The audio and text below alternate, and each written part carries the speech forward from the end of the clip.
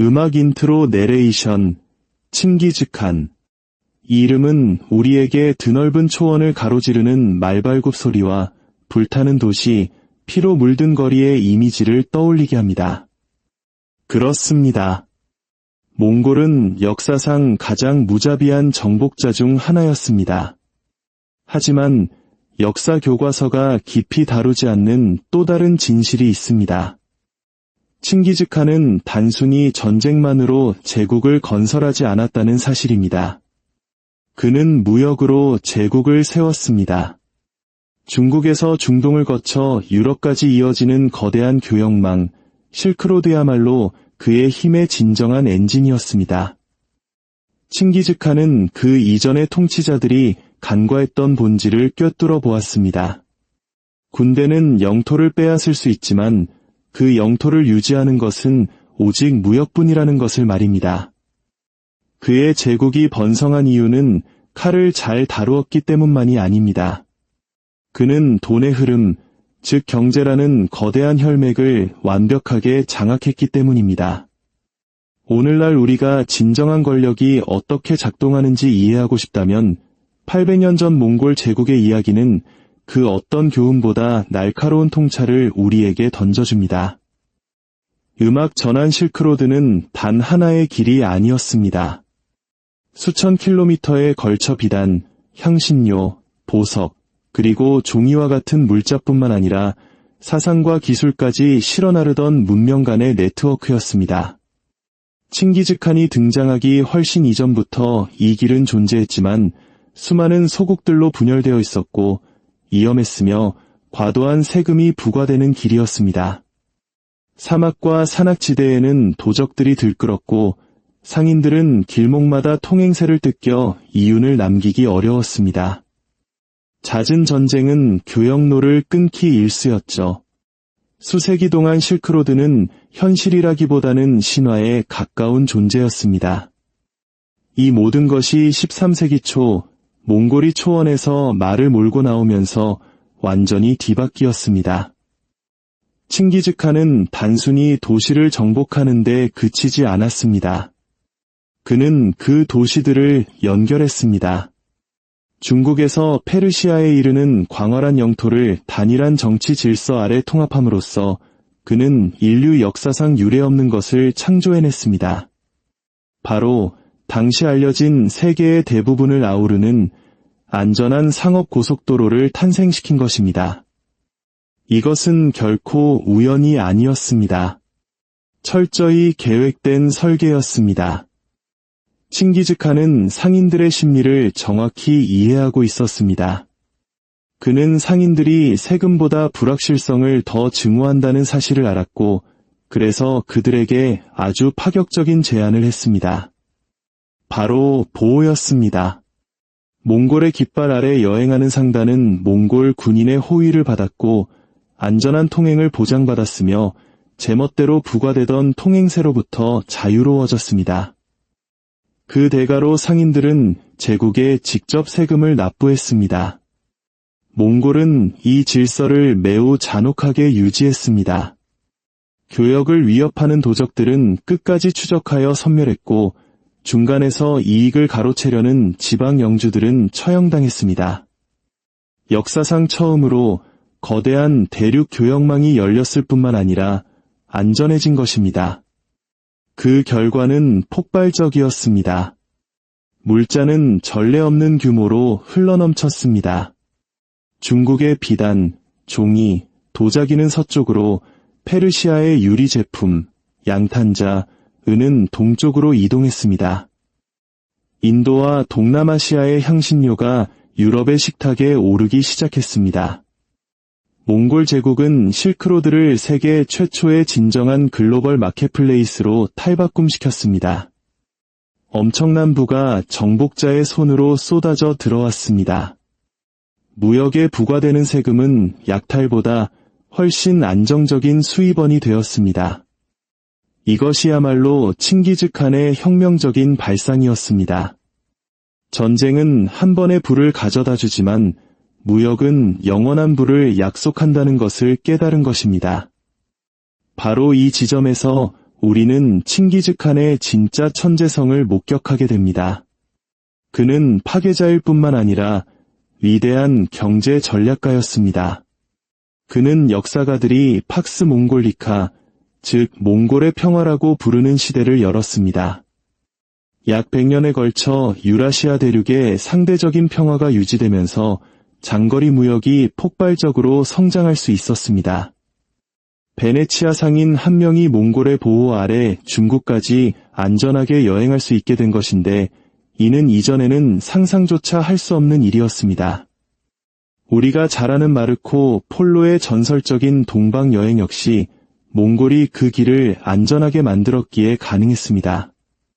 중세시대의 가장 잔혹한 전사들이 역설적이게도 당대의 가장 안전한 길을 만들어낸 것입니다. 하지만 교역은 단순히 비단과 향신료만을 의미하지 않았습니다. 그것은 돈 그 자체의 흐름이기도 했습니다. 몽골은 도량형을 표준화했고 종이 화폐 사용을 장려했으며 실크로드 곳곳에 역참을 건설했습니다. 상인들은 이 역참에서 쉬고 말을 갈아타고 수천 킬로미터 떨어진 곳으로 신속하게 소식을 전할 수 있었습니다. 정보가 더 빨리 흐르자 상업은 더욱 예측 가능해졌고 제국은 번영했습니다. 이는 정복의 우연한 부산물이 아니었습니다. 제국적 스케일의 금융공학이었습니다. 우리 역사에도 이와 매우 유사한 제도가 있었죠. 바로 고려시대와 조선시대에 운영되었던 역참제입니다. 전국의 주요 도로에 역과 참을 두어 관리들이 공무로 이동할 때 숙식과 마피를 제공하고 중앙의 공문서를 신속하게 지방으로 전달하는 역할을 했습니다.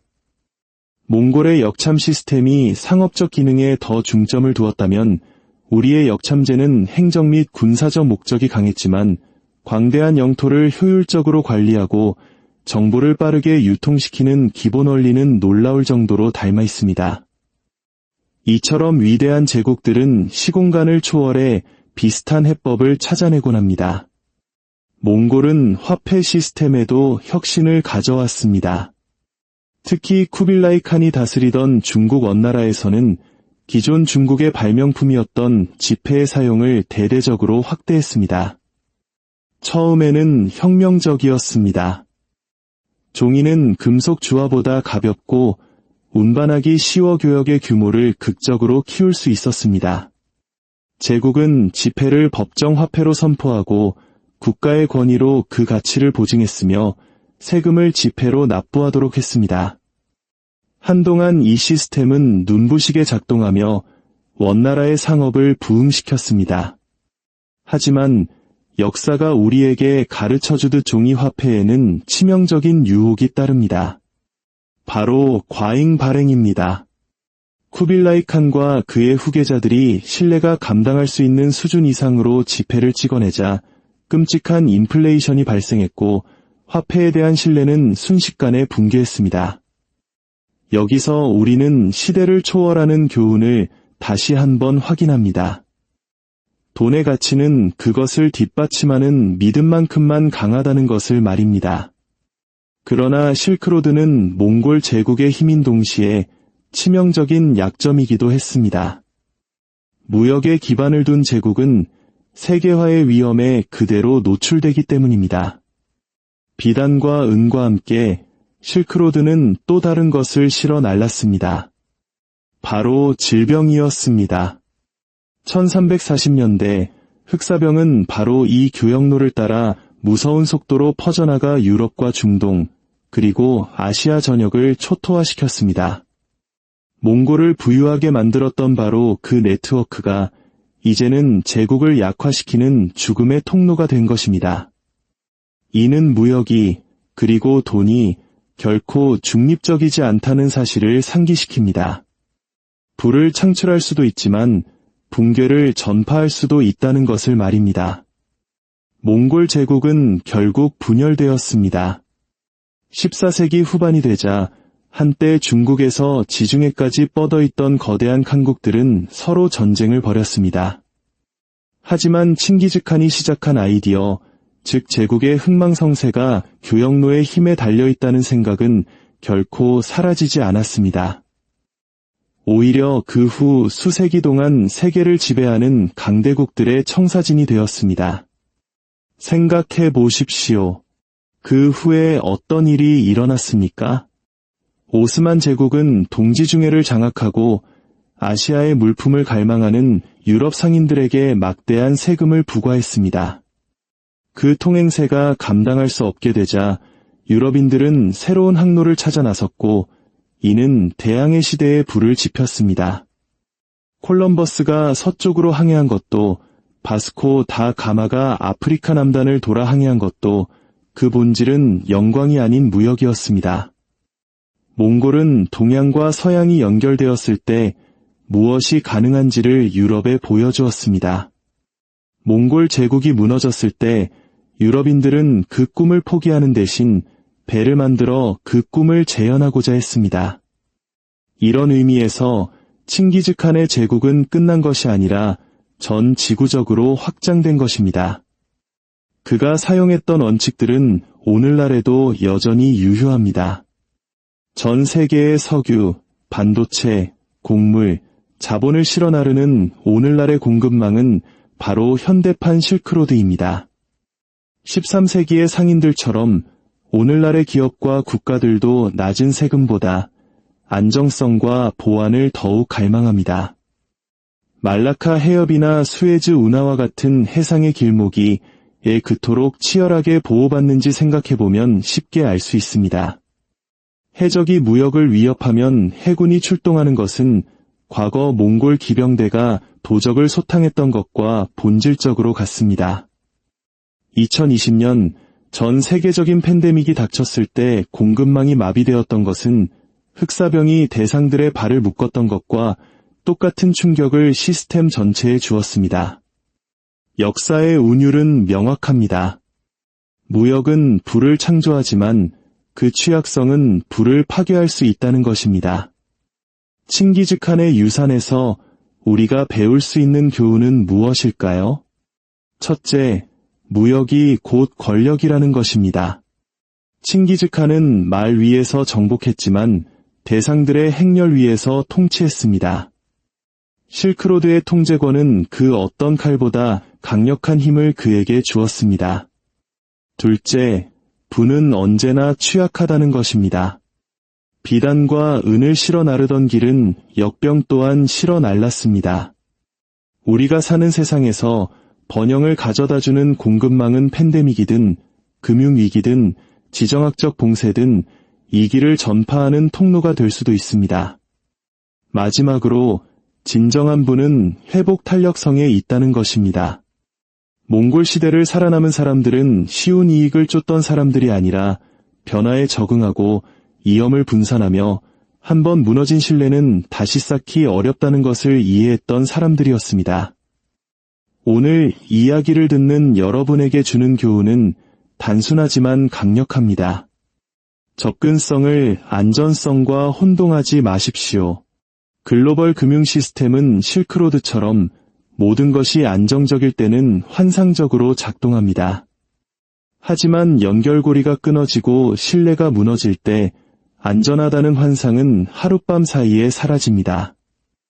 진정한 금융교육이란 스스로에게 이렇게 묻는 것입니다. 내가 의존하는 길이 갑자기 막힌다면 나는 여전히 바로 설 수 있는가? 인플레이션이 나의 화폐 자산을 잠식할 때 가치를 지켜줄 다른 자산을 가지고 있는가? 역사는 반복되지 않지만 그 운율은 반복됩니다. 칭기즈칸과 실크로드의 이야기가 들려주는 운율은 분명합니다. 제국은 영토 위에만 세워지는 것이 아니라 세상을 하나로 묶는 보이지 않는 무역과 돈의 흐름 위에 세워진다는 것입니다. 그 흐름이 끊어질 때 가장 강력한 제국조차 무너집니다. 그리고 그 흐름을 이해할 때 우리는 비로소 권력이 어떻게 작동하는지 과거에도 그리고 현재에도 그 본질을 꿰뚫어 볼 수 있게 될 것입니다. 이처럼 역사는 단순히 지나간 이야기가 아니라 현재를 비추는 거울입니다.